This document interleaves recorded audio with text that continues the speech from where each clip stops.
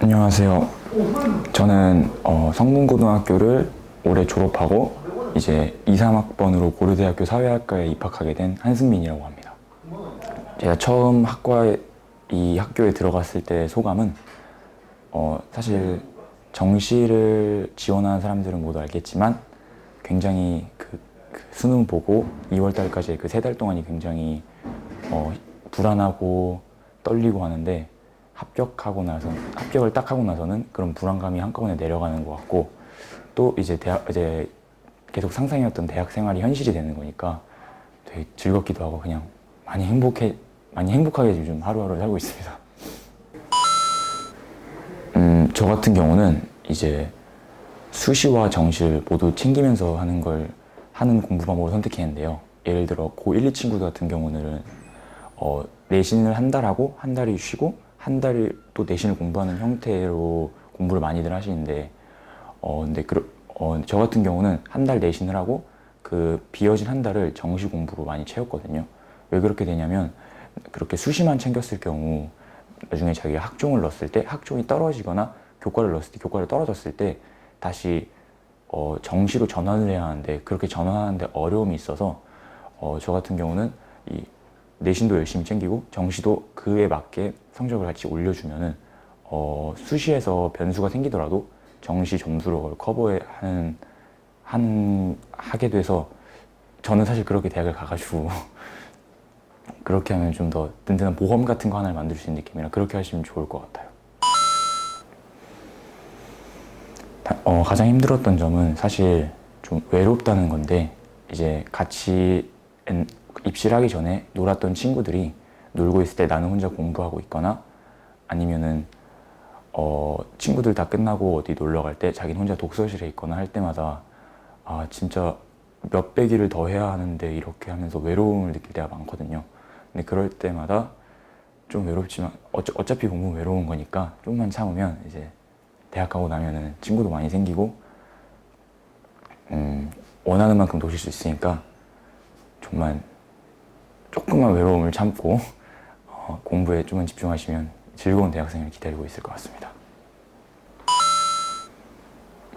저 같은 경우는 이제 원서 접수 기간이 끝나면 사실 약간 친구들이 해이해지거든요. 내신을 준비했던 친구들은 에이, 학종 무조건 붙겠지라고 생각하고, 저도 학종을 그렇게 생각하고 있었는데 다 떨어졌거든요. 근데 그래서 꼭 해야 할 게, 이 학종이 끝나면은, 이 수시 원서 접수가 끝나면은 6평이 끝날 때란 말이에요. 그러면 일단 9평을 준비해야 되는데, 저는 그때 6평과 9평 사이에는 마지막으로 어떤 문제집이나 이런 거를 많이 풀면서 제가 보완해야 될 점을 다 보완하고, 이 9평이 끝나고 나서는 이게 정말 한두 달밖에 남지 않았기 때문에 자신의 실력을 끌어올리기보다는 실전에서의 감각, 실전력을 좀 키우는 훈련을 많이 해야 된다 생각해서 9월 끝나고부터 수능까지 매일 수능이랑 똑같은 시간표로 문제를 많이 풀었었던 것 같아요. 그렇게 되면 실제 수능장에 갔을 때 진짜 신기하게 긴장이 많이 안 되더라고요, 저는. 그래서 그렇게 하면 많이 도움이 될 것 같아요. 풀 모의고사를 다 보는 게 체력적으로도 굉장히 부담되는 일이라서 그걸 만 30번, 50번씩 하다 보니까 수능장에서도 좀 편안한 마음으로 좀 체력적으로 안정적으로 볼 수 있게 되는 것 같으니까 그렇게 공부하는 거 한번 추천드립니다. 일단 내신적인 측면과 정시적인 측면으로 나눌 수 있는데, 내신 같은 경우는 가장 큰 장점이, 저는 수업을 하고 나서 그 많은 과제를 주면서 개인 공부 시간을 많이 확보할 수 있다는 점인 것 같은데요.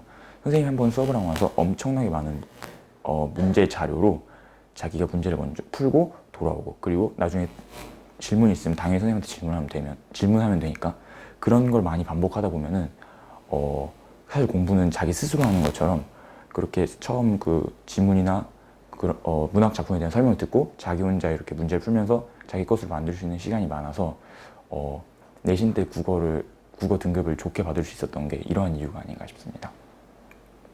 그리고 정시적인 측면에서는 저도 처음 중학교 때부터 독서 지문을 처음 보게 된 곳이 이곳인데, 제가 처음 이 독서 지문을 볼 때 막막하잖아요, 다들.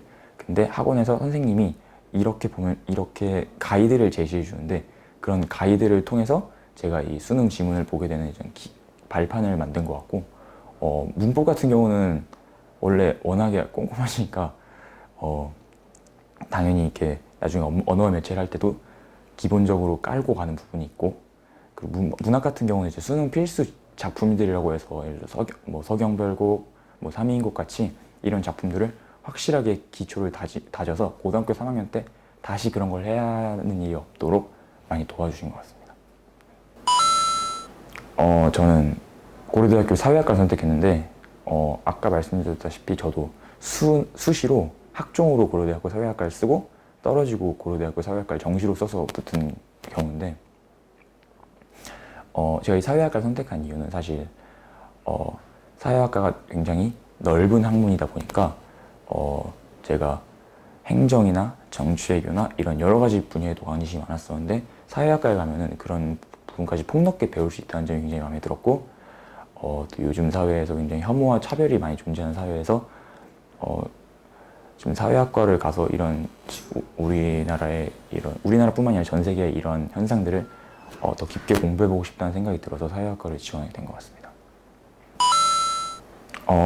저도 대학 아직 입학식도 안 하고 뭐 새내기 배움터 이런 거밖에 안 가봤지만 대학 가면 진짜 설레고 재밌는 일밖에 안 남았으니까 그 고2, 고3 때 진짜 끝이 없을 거라고 느껴지는 입시 생활을 진짜 하루하루 성실하게 보내다 보면 진짜 재밌고 즐거운 미래가 기다리고 있을 테니까 딱 1, 2년만 눈 감고 열심히 공부하시고 재밌는 대학 생활 하시기 바랍니다.